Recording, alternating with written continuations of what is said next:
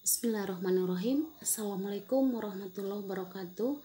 Alhamdulillah masih bersama saya Risanti ya di channel Viranti. Pada video kali ini kita akan membahas kimia di kelas 10, yaitu materi ikatan kimia.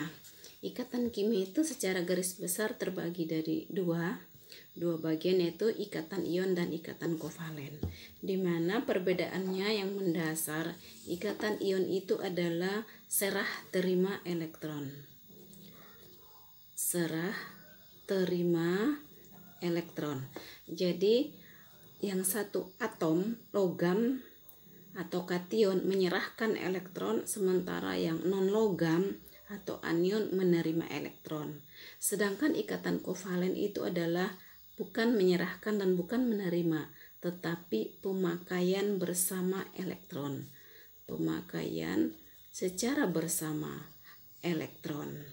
Oke, itu perbedaan yang mendasar.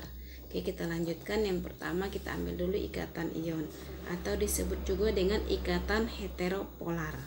Ikatan ion itu adalah seperti yang tadi, serah terima elektron antara atom logam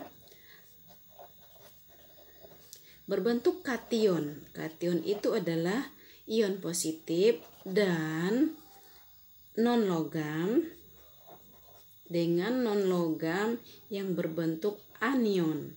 Anion itu adalah ion yang dalam berbentuk negatif. Oke. Contoh. Molekul NaCl, yang mana Na ini punya nomor atom 11. Oke, sementara Cl ini, Cl punya nomor atom 17. Na11 281, Cl 17 287. Jadi yang satu ini menyerahkan elektronnya kepada Cl.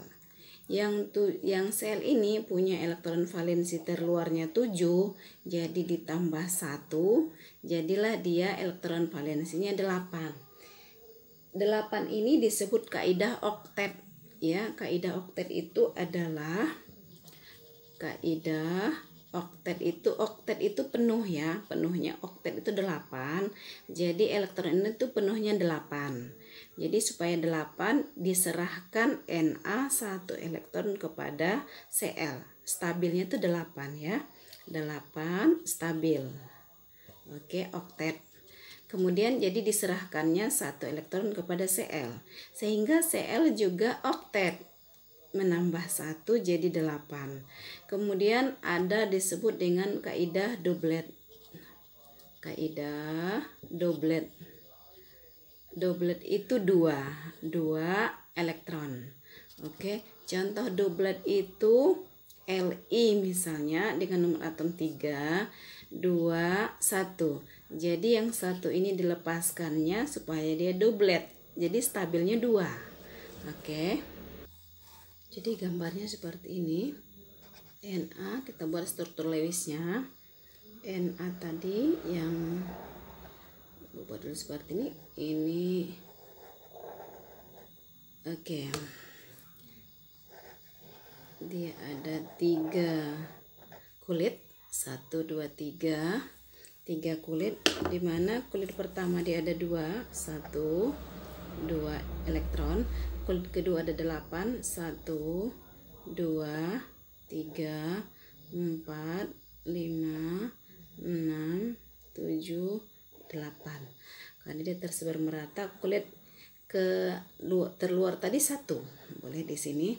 Kemudian untuk Cl dia ada juga 3 kulit, 1 kulit 1, kulit kedua, kulit ketiga 1, 2, 3. Kita buat seperti ini. Cl kulit pertamanya 2, kulit keduanya 8, 1, 2, 3, 4, 5, 6, 7, 8. Kulit ketiganya 7, 1, 2, 3, 4, 5, 6, Oke. Jadi si Na ini yang satu tadi dilepaskannya ke Cl, yang Cl menerima. Jadi gambarnya seperti ini.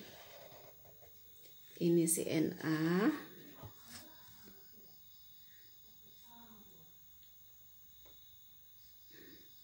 Na-nya sudah lepas 1, jadi Na-nya karena sudah lepas 1 jadi plus 1.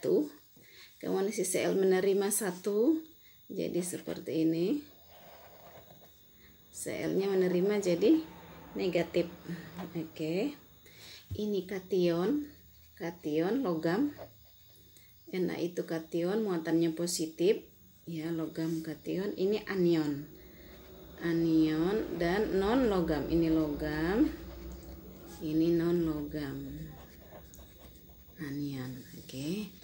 Gambar ininya seperti ini ya. Kita buat dulu gambarnya. Na 1, 2, tinggal 2. Kenapa tinggal 2? Karena yang satu sudah dilepaskan. 1, 2, 1, 2, 3, 4, 5, 6, 7, 8. Oke. Kemudian si Cl 8. 1, 2, 3. Oke. Kita buat gambar Cl-nya 8. 1, 2, 3, 4, 5, 6, 7, 8. Terluarnya juga 8 karena sudah menerima. 1, 2, 3, 4, 5, 6, 7, 8. Oke, di sini si Cl min 1 karena menerima 1 elektron, si Na plus 1 karena memberikan 1 elektron. Oke, sifat fisik ikatan ion.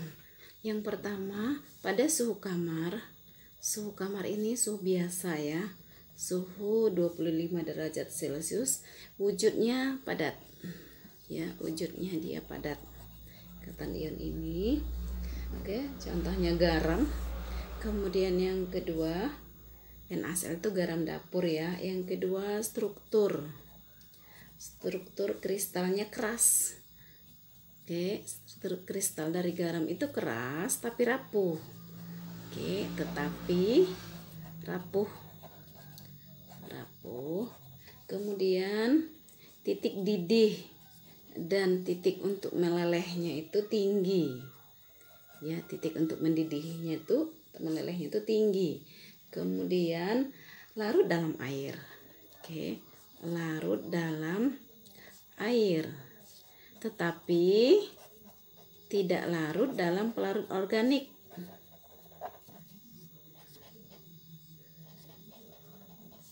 Pelarut organik ini misalnya alkohol. Oke. Kemudian lelehannya itu dapat menghantarkan listrik ya. Menghantarkan listrik itu dalam bentuk lelehan dan larutan. Oke. Jika dia dalam bentuk lelehan dan larutan bisa menghantarkan listrik. Contohnya air garam menghantarkan listrik. Hantarkan listrik gitu. Tapi jika dia dalam bentuk padatan tidak bisa menghantarkan listrik. Padatan tidak dapat menghantarkan listrik. Jadi garam dapur tidak dapat menghantarkan listrik. Tapi kalau kita lelehkan bisa. Dan jika kita larutkan bisa menghantarkan listrik. Sekian dan terima kasih. Alhamdulillahirabbil alamin. Semoga dapat dipahami. Assalamualaikum warahmatullahi wabarakatuh.